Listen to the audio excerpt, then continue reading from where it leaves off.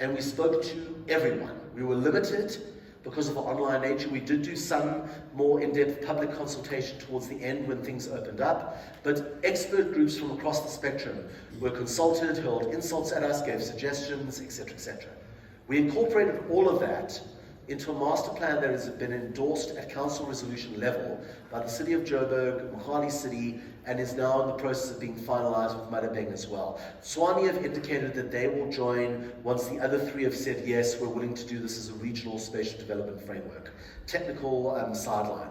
Now, those consultative webinars led us to the next phase, and the approval of the master plan led us to the next phase, where DBSA took the mantle under Johan's direction and basically created a detailed financial model for how we could actually do the special purpose vehicle that collateralizes the debt across the 4 different municipal governments, uses that as the basis to install the bulk services, figured out using the master plan quantums what bulk services would be required when, and we worked out, just to give you a sense of it, that the disbursement has to happen over 15 years, the repayment has to happen over 30. It's a fairly typical tax increment finance structure, just not something South Africa has done before.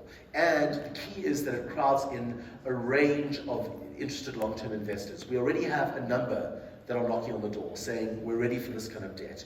We're the kind of institutions that need high single-digit denominated, state-backed debt instruments. This is perfect for them.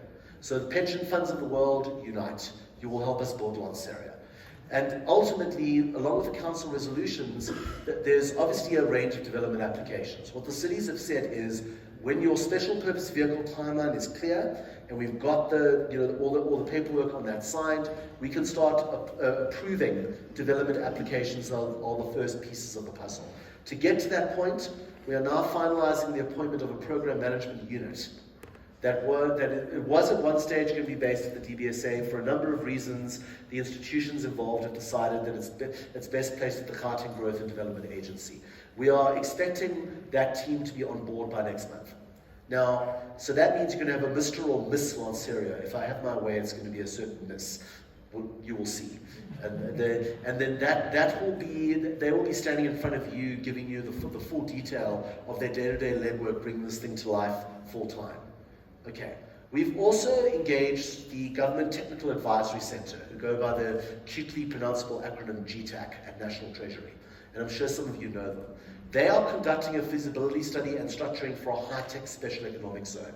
So that consolidated core, the Christmas tree bit with the red and the green that forms around the airport, we have 4 sets of landholders that are willing to bring investors, land assets, and their own capital to build a special economic zone if we can lock in SEZ designation, and they are willing to sign a project development agreement with the state to make that happen.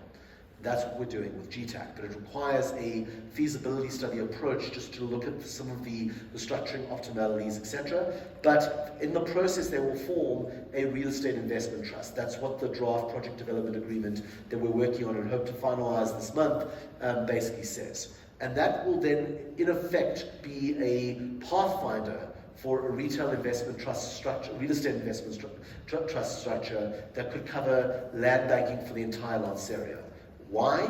Because you've got a certain level of, as you saw from those ownership patterns, lots of development intent, not everyone's land is in the right place.